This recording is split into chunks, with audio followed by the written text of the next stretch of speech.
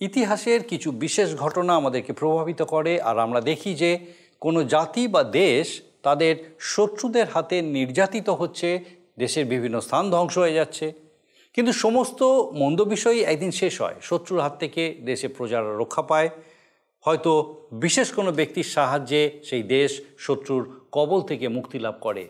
এরকম কোনো বিশেষ ঘটনার কথা কি আপনি জানেন? এরকম কোনো ঐতিহাসিক ঘটনার বিষয় কি আপনার মনে আছে?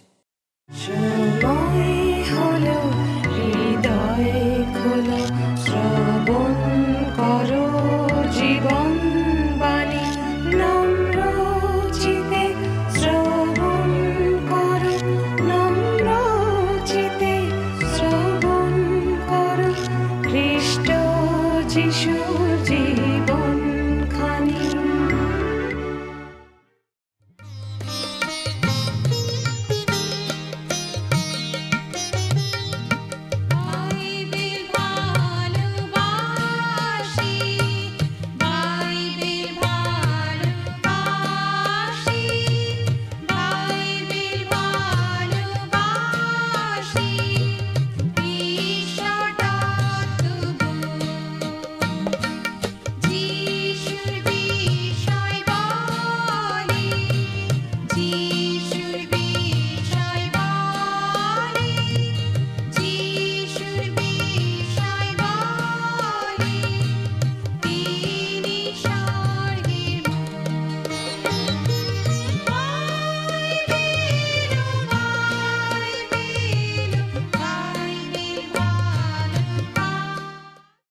নমস্কার, প্রভু যীশু খ্রিস্টের মধুর নামে জীবনবাণী অনুষ্ঠানে আপনাকে স্বাগত জানাই।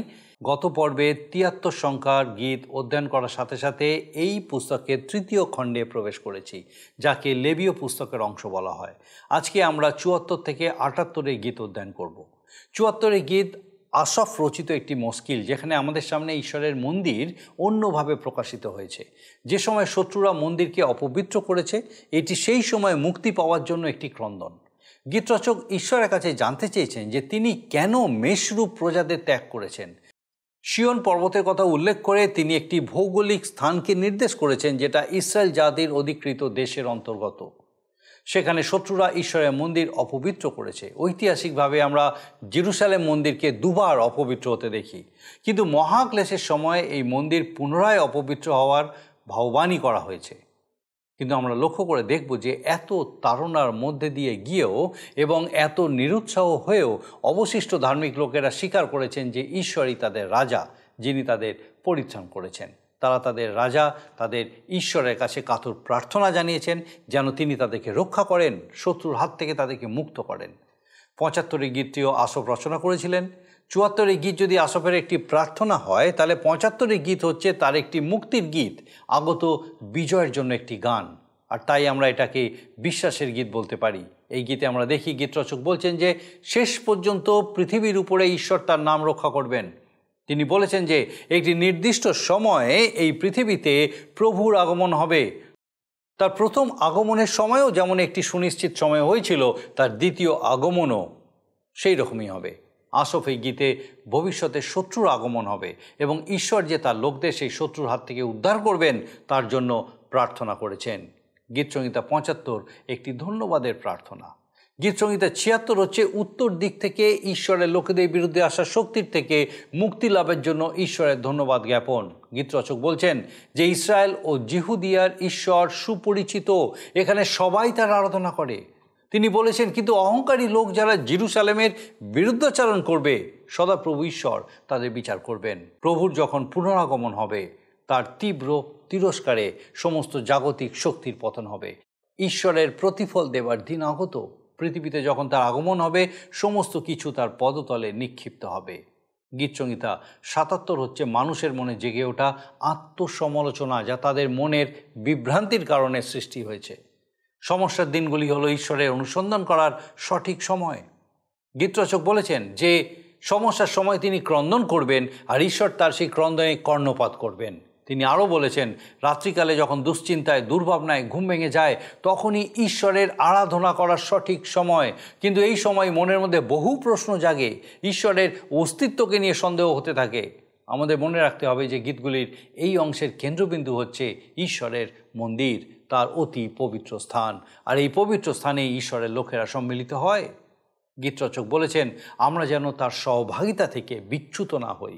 গীতের শেষে ঈশ্বরের লোকদের লোহিত সাগরের মধ্যে দিয়ে যখন উদ্ধার করেছিলেন, বিশেষভাবে সেই সময়ের কথা প্রকাশ করা হয়েছে।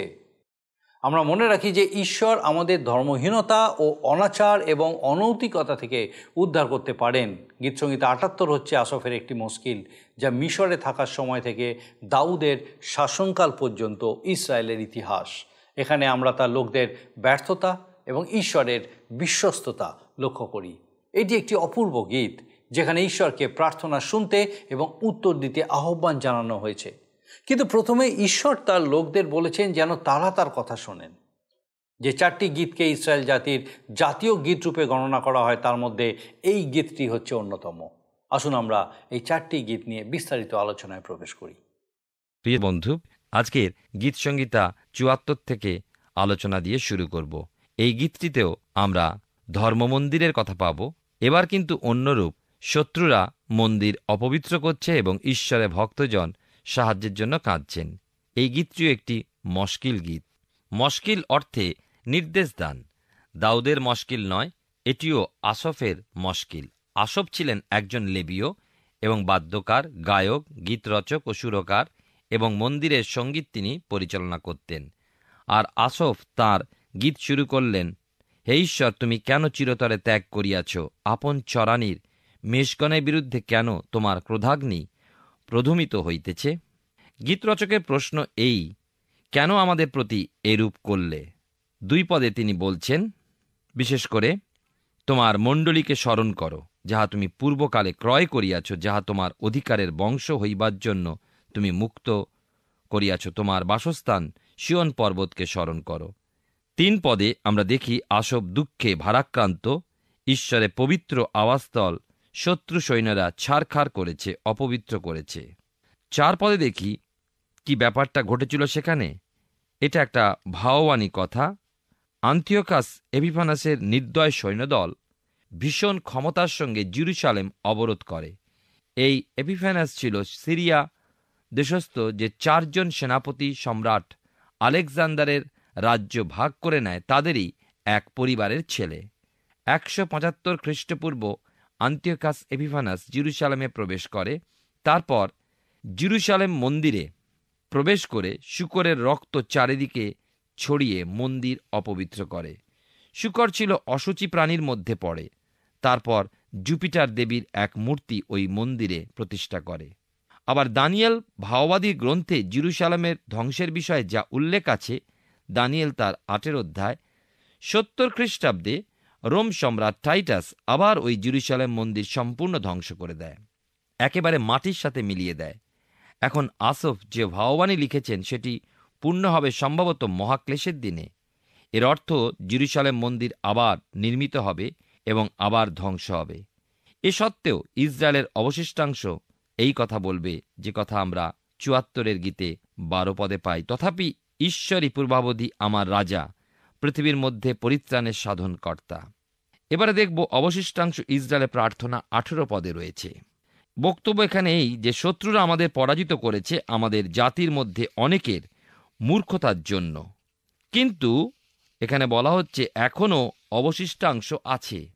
19 পদে দেখি যে গীত রচকের হৃদয় বিদারক ক্রন্দন, হে ঈশ্বর, মহাক্লেশের মধ্যে আমাদের রক্ষা করো। তিনি আগামী দিনের ছবি দেখতে পাচ্ছেন, যেদিন ঈশ্বর তাদের উদ্ধার করবেন। আপনার যত সমস্যাই থাকুক না কেন, যত দুঃখ যাতনা কষ্ট থাকুক না কেন, তিনি সকল কিছুই দূর করবেন। এমনকি প্রিয় বন্ধু, আপনার দুঃখ কষ্টের বোঝাও তিনি সরিয়ে দেবেন। মহান ঈশ্বর তার প্রজালোকের জন্য বহু অসাধ্য সাধন করেছেন, অতি বড় বড় বিপদ হতে উদ্ধার করেছেন এবং অদূর ভবিষ্যতে ভীষণতম বিপদ যাতনা থেকে সন্তানদের উদ্ধার করবেন। 22 পদে দেখি ৭৪ গীতে সন্তানেরা ঈশ্বরকে আহ্বান করছেন, এসো আগায়ে জয় করো। এই প্রার্থনা বিশ্বাসপূর্ণ প্রার্থনা, নির্ভরতাযুক্ত প্রার্থনা। ঈশ্বর যে উদ্ধার করতে পারেন, জয় করতে পারেন, সেই বিষয়ের স্বীকৃতি এই প্রার্থনায় দেখা যায়। আসফের নির্দেশপূর্ণ প্রার্থনা আমাদের এই কথাই জানায় যে সকল বিপদ মাঝে আমরা ঈশ্বরে নির্ভর করতে পারি। এবারে আমরা দেখব 75 গীত, আসফের আরও একটি গীত। এটি প্রধান বাদ্যকরের জন্য, সুর নাশ করিও না। 75 সংখ্যার গীতটা উদ্ধারের গীত, বিজয় লাভ হবে সেই গীত। সুতরাং এই গীতটি বিশ্বাসের গীত। এক পদে আমরা দেখতে পাই যে শেষ পর্যন্ত ঈশ্বর আসছেন তার গৌরবপূর্ণ নাম রক্ষার জন্য, সেই কথা বলা হয়েছে। তিনি এমন অদ্ভুত কার্য সাধন করবেন যা কেবল মাত্র তিনিই করতে পারেন।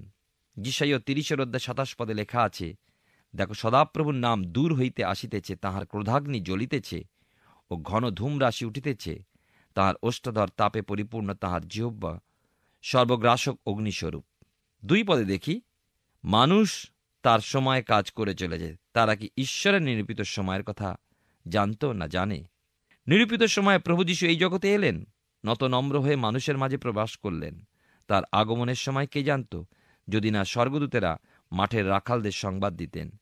তিনি এই জগতে রাজারূপে এসেছেন, এই সংবাদ মানুষ ঘোষণা করেনি, কিন্তু আকাশে মহাজ্যোতিষ্ক মহাপণ্ডিতদের কাছে ঘোষণা করেছিল।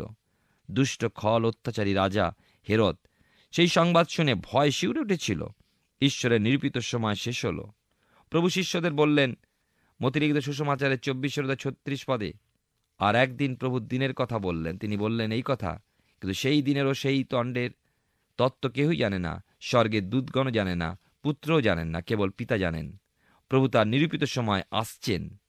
তার আগমন বিষয়ে ঈশ্বর কোনো মানুষের অনুরোধ রাখবেন না। প্রভুর আগমনের দিন, ক্ষণ, তারিখ ঈশ্বর পূর্ব থেকে নিরূপণ করে রেখেছেন। মথি তার 24:36 পদ, প্রভু নিজের মুখের বাণী শুনেছেন, আপনি কাকে বিশ্বাস করবেন? ওই সকল ভক্ত ভাওবাদীরা নিশ্চয়ই টেলিফোনে স্বর্গ হতে সংবাদ লাভ করেননি, বা ওয়্যারলেস বা ফ্যাক্স পাননি। না, ঈশ্বর যে সংবাদ দূতদের বলেননি, এমনকি নিজ পুত্রকে জানাননি, কেমন করে তিনি জগতের মানুষকে জানাবেন?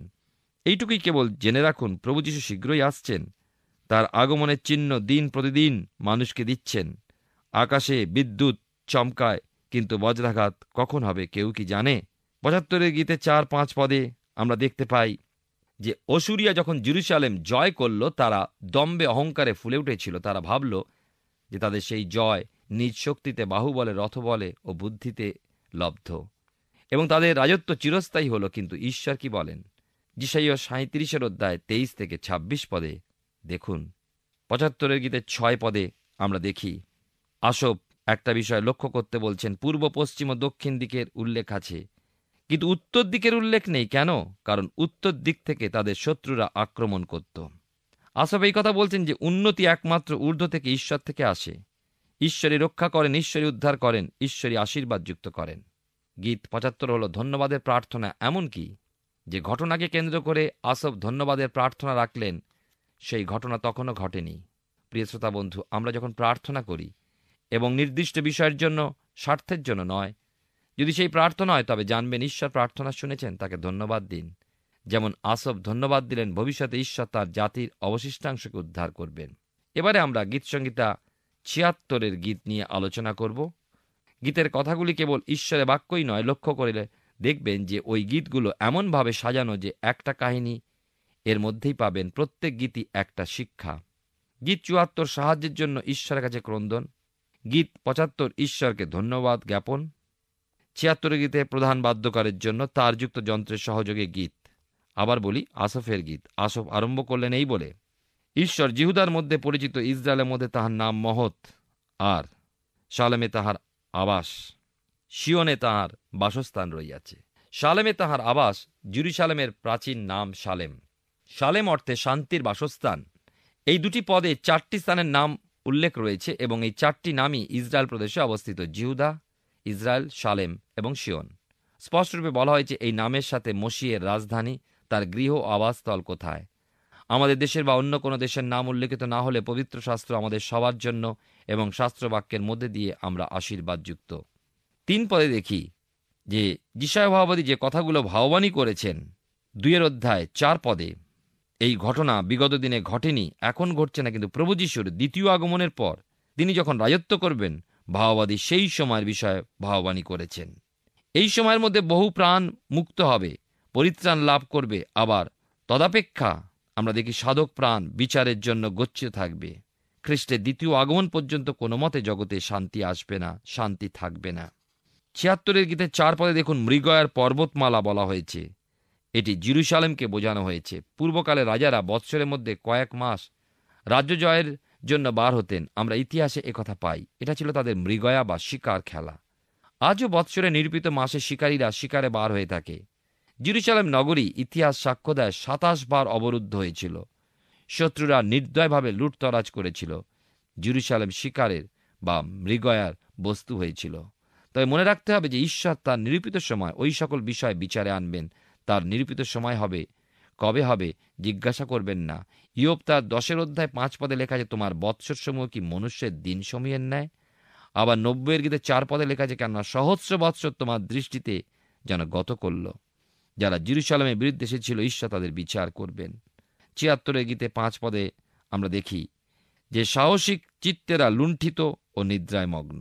সাহসিক চিত্ত যারা ছিল তারা অসতর্ক হয়েছে, অপ্রস্তুত হয়েছে। চতুর দিয়াবল সেই সুযোগ নিয়ে তাদের ঘুম পাড়িয়েছে, অর্থাৎ বশ করেছে। প্রথম জন তার 5 অধ্যায় 19 পদে লেখা আছে, আমরা জানি যে আমরা ঈশ্বর হইতে আর সমস্ত জগৎ সেই পাপাত্মার মধ্যে শুইয়া রইয়াছে। দিয়াবল চায় না যে জগৎ ঈশ্বর বিষয়ে জেগে উঠুক। দিয়াবল খ্রিস্টীয় প্রচারকদের বলে, আহা, অত জোরে প্রচার করো না, ওদের ঘুম ভেঙে যাবে, ওরা চোখ মেলে চাইবে। কিন্তু দিয়াবল যতই চেষ্টা করে যেন যিশু নাম প্রচার না হয়। কিছু বিশ্বাসী ব্যক্তি শক্তিশালী যোদ্ধাদের মতো ক্লান্তিতে ঘুমিয়ে পড়ছেন, কিন্তু মিদিনীয় সৈন্যদের মতো যখন গিদিয়নের তুরিধ্বনিতে জাগবে, দেখবে যে তারা শত্রু সৈন্য পরিবেষ্টিত, পরাজিত। 6 পদে দেখি, যখন প্রভু যিশু আবার আসবেন, তার ধমকে রথ ও অশ্ব সবাই ঘুমিয়ে পড়বে, প্রভুর সপ্রতাপে বিরাজ করবেন। তাই 60 অধ্যায় যিশায়া ভাববাদী পুস্তকে 1 পদে লেখা আছে, উঠো দীপ্তিমতী হও, কেননা তোমার দীপ্তি উপস্থিত, সদাপ্রভু প্রতাপ তোমার উপরে উদিত হইল। অনেক এবং অনেক সময় এই পদটি যিশুর জন্মতিথিতে ব্যবহার করা হয়, কিন্তু প্রভুর দ্বিতীয় আগমন বিষয় এই পদটি প্রযোজ্য। সেদিন বড়দিন নয়, কিন্তু মহাদিন হবে, তবে ভবিষ্যতে। ঈশ্বরকে এই সকলে ভয় করুক, কেননা সত্যিই তিনি ক্রোধে ধীর ও দয়াতে মহান। প্রিয় বন্ধু, কিন্তু সেই ধৈর্যশীল ঈশ্বরের ধৈর্যচ্যুতি হয়। পৃথিবীকে একদিনের পাপে জলপ্লাবনে প্লাবিত করেননি। সদম গমোরা তিনি বলার সাথে সাথে ধ্বংস করেননি। তুমি একবার ক্রুদ্ধ হইলে কে তোমার সাক্ষাতে দাঁড়াইবে? নহুম তার 1 অধ্যায় 6 পদে লেখা আছে।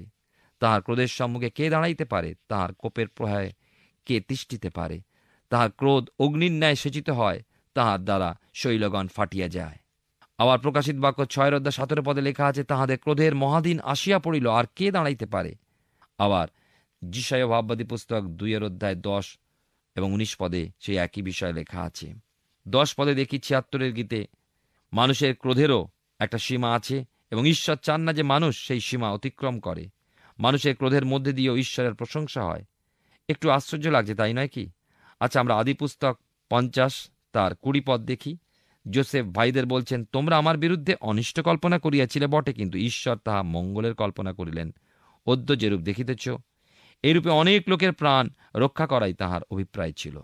আবার মিশর রাজ ফরৌন যখন ক্রোধবশত ইসরায়েল সন্তানদের মুক্তি দিতে নারাজ হলেন, তার প্রতি ঈশ্বরের বাক্য যাত্রা পুস্তক 9 অধ্যায় 16 পদে, বাস্তবিক আমি এই জন্যই তোমাকে স্থাপন করি, যেন আমার প্রভাব তোমাকে দেখাই ও সমস্ত পৃথিবীতে আমার নাম কীর্তিত হয়।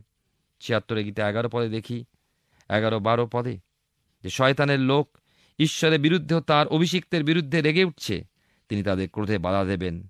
আমরা বিশেষ করে এখন আসব 77 গীতে। গীত 77 আসফের রচনা। আবার প্রধান বাদ্যকর জিদুথনের প্রণালীতে গাইবার জন্য। জিদুথনের প্রণালীতে বলতে বাদ্যযন্ত্রে তার প্রণালীতে বাজাবার জন্য, অথবা জিদুথনের নির্দেশ গীত হবার জন্য। এই গীতটার মধ্যে দিয়ে আমরা দেখব যে গীতরচক তাঁর হৃদয়ের গভীরতায় ঈশ্বরের করুণা ও দয়ার অন্বেষণ করছেন, যখন তার জাতির লোকেরা এই বিষয়ে হতবুদ্ধি হয়ে রয়েছে। বিশ্বাসের কথা বলি। বিশ্বাস যেমন সময় সময় সমস্যা সৃষ্টি করে, তেমনি বিশ্বাস ওই সমস্যার সমাধানও করে। মানুষ মাত্রই দুর্বল, শারীরিকভাবে নয়, কিন্তু আত্মিকভাবে। সময় বিশেষে ঈশ্বরে নির্ভর রাখতে পারে না। ইসরায়েল জাতি এই বিষয়ে ঐতিহাসিক প্রমাণ। ইতিহাস এও দেখায় যে তিনি কখনো ভুলে যান না। 77 গীতে 1-2 পদে আমরা বিশেষ করে দেখি যে ঈশ্বরের অনুসন্ধান আমরা তখনই করি যখন সংকটে পড়ি। আমার প্রতি কর্ণপাত করিলেন। হ্যাঁ বন্ধু, ঈশ্বর আপনার কথায় কর্ণপাত করবেন। আপনি তার কাছে যেতে পারেন। তিনি সত্য ঈশ্বর, তিনি প্রকৃত ঈশ্বর, করুণাময় ও ক্ষমাবান। বাইবেল শাস্ত্র বলে, আস্বাদন করিয়া দেখো, সদাপ্রভু মঙ্গলময়। 77 গীতে 6 পদে দেখি, বড় সুন্দর উপায়, ঘুম নেই চোখে, ছটফট করছি আর আমরা হাই তুলছি তা না করে গীত লেখক বলছেন তিনি রাত্রিকালীন গান গাইছেন। অতি উত্তম, আপনিও করতে পারেন। তবে রাত্রে খুব চিৎকার করে বা উচ্চস্বরে গান গেয়ে সবার ঘুম ভাঙিয়ে দেব তা নয়। মনে মনে গান গাইতে রাত্রিকাল এমন, ঘুম ভেঙে গেলে আবার ঘুম না আসা পর্যন্ত নানা চিন্তা ভাবনা সমস্যা যেন এসে ঘিরে ধরে। ছোট সমস্যা পাহাড় প্রমাণ মনে হয়। অন্ধকারে আঙুলে ছুঁচ ফোটার ব্যথা মনে হয় যেন সমস্ত আঙ্গুলটা কেটে বাদ পড়েছে। ওই সময় আপনি আপনার প্রিয় গানটি স্মরণ করুন। এখন গীত লেখকের মনে কতগুলো প্রশ্ন জাগে যেগুলি তাকে হতবুদ্ধি করে দেয় 7 থেকে 9 পদে 77 গীতে। এই প্রশ্নগুলো যেন একজন নাস্তিকের মুখের প্রশ্ন। অবস্থার পরিপ্রেক্ষিতে আমি হয়তোবা আপনিও এই পর্যায়ে গিয়ে পড়েন। আপনি কি বিশ্বাস করতে পারেন অনেক বিশ্বাসী নিরীশ্বরবাদ অভ্যাস করে? আমি বাদ পড়ব না, এমনকি আপনিও অনেক সময় সন্দেহের মধ্যে পড়ি, তাই নয় কি? ঈশ্বর কি আছেন? তবে কেন আমার প্রার্থনার উত্তর পেলাম না বা পাচ্ছি না? মনে ভাবি কি জানি হয়তোবা ঈশ্বর আমাকে পরিত্যাগ করেছেন। মনে করি ঈশ্বর আর আমার প্রতি সদয় নন, তিনি তার অনুগ্রহ দান বন্ধ করে দিয়েছেন। প্রিয় শ্রোতা বন্ধু, প্রিয় ভাই ও বোন, ভুল বুঝবেন না। ঈশ্বর মহান, ঈশ্বর মঙ্গলময়, তিনি সদা সর্বদাই আপনার ও আমার প্রতি সদয় ও কৃপাবান। আপনি যে কেউ হন না কেন, যে কেউ যেমনই হন, যেখানেই থাকুন না কেন, সর্বদা মনে রাখবেন ঈশ্বর প্রেমময়, দয়া ও কৃপাবান। তবে একটি কথা তিনি চান আমাদের জীবনে আমরা যেন ভালো হই, বাধ্য হই, তাকে ভালোবাসি, ভক্তি ও শ্রদ্ধা নিবেদন করি। 77 গীতে 10 থেকে 12 পদ এবং 13 পদে আমরা দেখি, আমরা লেবীয় বিভাগের গীতগুলো আলোচনা করছি এবং লক্ষ্য করবেন যে এই গীতগুলোর কেন্দ্রবিন্দু ঈশ্বরের আবাসস্থল, সেই মন্দিরের মহাপবিত্র স্থান। হে ঈশ্বর, পবিত্রতায় তোমার পথ। এই কথায় আমাদের মন্দিরের পবিত্র স্থানের বিষয় স্মরণ করিয়ে দেয় এবং মন্দির সেই স্থান যে স্থানে ঈশ্বরের সন্তানেরা মিলিত হয়। যারা বিশ্বাসী তাদের জন্য এই পদ। সকলে যেন ঈশ্বর মনোনীত স্থানে সকলে মিলিত হই, যেমন ইব্রিয় তার 10 অধ্যায় 25 পদে লেখা আছে। যেন আমরা সহভাগিতা থেকে সরে না পড়ি। 77 গীতে 16 থেকে 19 পদে আমরা বিশেষ করে দেখতে পাই যে ঈশ্বর তার পরিকল্পনায় কেমনভাবে মিশররাজ ফরোন তার বীর বিক্রমী সৈন্যদল 600 মনোনীত রথ ছাড়াও দেশের সকল রথ ও অশ্বারোহী সেনাবাহিনী নিয়ে ছুটে এসেছিল ইসরায়েল জাতিকে বন্দী করে দাসত্বের মধ্যে নিয়ে যাবার জন্য। কিন্তু মহাপরাক্রমী ঈশ্বর মিশরের যে সকল রথ ও অশ্বারোহী ইসরায়েলের পশ্চাৎ জলহীন সমুদ্রে প্রবেশ করল, তাদের মুহূর্তের মধ্যে লোহিত সাগরের জলের তলায় ডুবিয়ে নিশ্চিহ্ন করে দিলেন। মানুষের চোখের সামনে থেকে মিশরের বিক্রমী সেনাবাহিনী মুছে গেলেও মানুষ চোখকে সেদিনের ছবি স্মৃতি হয়ে রইল এবং ঈশ্বরের মহাপরাক্রমের কথা মানুষ স্মরণ করে সদাপ্রভুর গৌরব করল। প্রিয় শ্রোতা বন্ধু, প্রিয় ভাই বোন, এখন আমরা আসব 78 গীতে। আবার একটি নির্দেশদানের গীত, আসফের মশকিল। এই গীতটিতে আসফ ইসরায়েল জাতির সংক্ষিপ্ত ইতিহাস দিয়েছেন। মশি ইসরায়েলের প্রথম নেতা থেকে শুরু করে ইসরায়েলের দ্বিতীয় রাজা দাউদের সময় পর্যন্ত প্রায় 450 বৎসরের ইতিহাস। এই গীতটির মধ্যে আমরা দেখতে পাব ইসরায়েলের বিফলতা ও ঈশ্বরের বিশ্বস্ততা। গীতিকার ঈশ্বরকে বলছেন, বিনতি শোনো, উত্তর দাও। প্রথমে দেখি ঈশ্বর তার প্রজামণ্ডলীকে আহ্বান করছেন। তিনি তার প্রজাদের বলছেন 1 পদে। এই গীতটি বেশ বড়, সব শুদ্ধ 72টি পদ আছে। গীত 105, 106 এবং 136 এই 3টি গীতের এবং 78 মোট 4টি জাতীয় গীতরূপে গণনা করা হয়। 2 পদে দেখি সমস্ত গীতটি নির্দেশপূর্ণ মুশকিল গীত শিক্ষা, কেবলমাত্র কাহিনী নয়, দৃষ্টান্তপূর্ণ ঘটনা। আমরা 78 গীতে 3 থেকে 4 পদে আমরা বিশেষ করে যখন আসি এই অংশে এবং 5 থেকে 8 পদে আমরা দেখতে পাই যে অব্রাহামের সঙ্গে ঈশ্বরের যে চুক্তি হয়, আদিপুস্তক 12 অধ্যায় 2 পদে, সেই অনুযায়ী তিনি ঈশ্বর ইসরায়েল জাতিকে অবশ্যই দুগ্ধমধু প্রবাহিত কনান দেশ দিয়েছিলেন। কিন্তু সেই দেশ দেওয়ার পূর্বে বিভিন্ন নির্দেশ ও আদেশ ও ব্যবস্থা দিয়েছিলেন যেন ইসরায়েল জাতি সেই দেশে চিরস্থায়ী হতে পারে। কিন্তু ইতিহাস বলে তারা তাদের কর্তব্যে অবহেলা, অবাধ্যতা ও অবিশ্বস্ত, অসহযোগ ইত্যাদির জন্য জাতীয় জীবনে অসফলতা লাভ করে। 9 থেকে 10 পদে দেখি ঈশ্বরের অবাধ্য হওয়ার এটি একটি বড় রকম নজির। ইফ্রাইম যুদ্ধে গেল না। ঈশ্বর এ বিষয়ে লক্ষ্য করলেন। ইফ্রাইম এই স্থানে ইসরায়েলের ছবি, অর্থাৎ ঈশ্বরের সকল সন্তানের প্রতীক এবং বর্তমানে মণ্ডলীর ছবি। ঈশ্বরের বিশ্বস্ততা অপরিবর্তনীয়। ইসরায়েলের প্রথম রাজা যাকে ঈশ্বর মনোনীত করেছিলেন তিনি ছিলেন ইফ্রাইম, কিন্তু ঈশ্বর তাঁর রাজ্য কেড়ে নিয়ে দাউদকে দিলেন।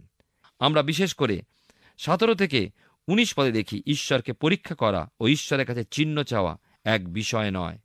আমরা ঈশ্বরকে পরীক্ষা করার বিষয় দেখছি ইসরায়েল সন্তানরা ঈশ্বরকে চ্যালেঞ্জ করেছে, এই প্রান্তরে কি তিনি খাবার জোগাতে পারেন, অর্থাৎ তাদের মনের চিন্তা ঈশ্বর এ কাজ কখনো করতে পারবে না, তাদের ঈশ্বরের উপরে বিশ্বাস ছিল না।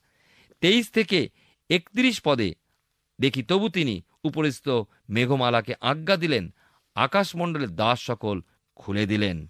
প্রিয় শ্রোতা বন্ধু, প্রিয় ভাই ও বোন, 78 গীতে 32 থেকে 33 পদে আমরা দেখি এই পদ দুটি সম্ভবত ইসরায়েল যখন কনান দেশে প্রবেশ করতে চাইল না এবং দীর্ঘ 40 বৎসরকাল প্রান্তরে ভ্রমণ করতে লাগলো, সেই সময়ের বিষয় ব্যক্ত করা হয়েছে। 40 থেকে 72 পদে 78 গীতে ইতিহাসে আমরা দেখি মিশর দেশ হতে ঈশ্বর ইসরায়েল জাতিকে নিজ আয়ত্তের মধ্যে রেখে সর্ববিষয়ে সর্বসময় প্রয়োজন মতো সাহায্য করে আসছিলেন, কেননা পবিত্র সত্য ঈশ্বর তাঁর প্রতিশ্রুতি রক্ষা করেন। প্রিয় শ্রোতা বন্ধু, আমরা দেখি শেষ অংশে এই গীতের বিশেষ করে 60 পদে তিনি শিলোতে আবাস ত্যাগ করিলেন। আমরা দেখি ঈশ্বরের কার্য সকল তিনি উদ্ধার করেন, তিনি যোগান দান করেন, তিনি বিচার করেন এবং তিনি করুণা করেন। বিষয়গুলি যদি বিবেচনা করে হৃদয়ে রাখা না হয় তাহলে মানুষ ঈশ্বরীয় ব্যবস্থা ভুলে যাবে এবং শয়তানের কাছে পরাজিত হয়ে তার দাস হবে। আজ আমাদের কাছে বিষয়টি একটি উত্তম শিক্ষা। ঈশ্বর আপনার জীবনে মঙ্গল করুন। আমরা গীতসংহিতা পুস্তক থেকে ধারাবাহিকভাবে অধ্যয়ন করছি। আমার বিশ্বাস বিশেষভাবে ঈশ্বর আপনার সঙ্গে কথা বলছেন। আসাফের এই গীতগুলি আমাদের জীবনের জন্য অনেক বার্তা বহন করে আনে। এর মধ্যে যেমন ইসরায়েলের ইতিহাসে ঈশ্বরের প্রত্যক্ষ অংশগ্রহণ, বিভিন্ন মন্দ পরিস্থিতি থেকে তার প্রজাদের ঈশ্বরের পরিত্রাণ প্রকাশিত হয়েছে, তেমনি বিশেষ কয়েকটি ভৌগোলিক স্থানের বিষয়েও বলা হয়েছে। আবার এই গীতগুলি ভাববাণীমূলকও বটে। মহাক্লেশের সময় এবং তার পরবর্তী সময়ের ঘটনাগুলিও এখানে উঠে এসেছে। সেখানে মসিহের আগমনে বিশ্বাসী মানুষ যে অবশিষ্ট অংশ থাকবে তারা যে কিভাবে রক্ষা পাবেন সে কথাও বলা হয়েছে। আমাদের আগামী পর্বে আমরা 79 থেকে 82 পর্যন্ত 4টি গীত নিয়ে আলোচনা করব আর দেখব যে ঈশ্বর কিভাবে আমাদেরকে সেই সমস্ত গীতের মধ্যে দিয়ে আমাদের সঙ্গে কথা বলেন। আসুন এখন প্রার্থনায় যাব। আমি চাইব আপনি আমার সঙ্গে প্রার্থনায় যোগ দিন। আসুন প্রার্থনা করি। স্বর্গীয় পিতা, ধন্যবাদ দিই আরেকবার তোমার জীবন্ত বাক্য আমাদের সঙ্গে কথা বলেছে। ধন্যবাদ দিই আমাদের প্রত্যেক দর্শক বন্ধুকে তোমার জীবন্ত বাক্য দ্বারা উৎসাহিত হতে সাহায্য করেছো। সেই প্রত্যেক দর্শক বন্ধু, তাদের পরিবার পরিজন, তাদের গৃহসমূহ, সন্তান সন্ততি প্রত্যেককে তোমার চরণে সমর্পণ করি। প্রত্যেকটা বিষয়কে রাখি, তাদের রক্ষা করো প্রভু, তাদের সঙ্গে থাকো, তোমার পবিত্র আত্মার পরাক্রমে সুরক্ষিত রাখো, সুস্থ রাখো এবং সমস্ত মন্দতা থেকে, মন্দ দৃষ্টি থেকে, যে কোনো বিভ্রান্তি থেকে তাদেরকে রক্ষা করো এবং তোমাতে বৃদ্ধি পেয়ে তোমার গৌরব করতে সাহায্য করো। তোমার যিশু নামে ভিক্ষা দয়া করে শ্রবণ ও গ্রহণ করো। আমেন। আমার বিশ্বাস আমাদের জীবনবাণীর আগামী অনুষ্ঠানগুলিতে আপনি অবশ্যই উপস্থিত থাকবেন, যখন এইভাবেই ঈশ্বরের বাক্য বিশেষভাবে আপনার সঙ্গে আমার সঙ্গে কথা বলবে। ঈশ্বর আপনার মঙ্গল করুন। প্রিয় বন্ধু, আশা করি জীবনবাণী অনুষ্ঠানটি আপনার ভালো লেগেছে। আর যদি ভালো লেগে থাকে তাহলে অবশ্যই আমাদের একটি মিসড কল দিন। আপনার দেওয়া মিসড কলটি আমাদের কাছে অতি মূল্যবান।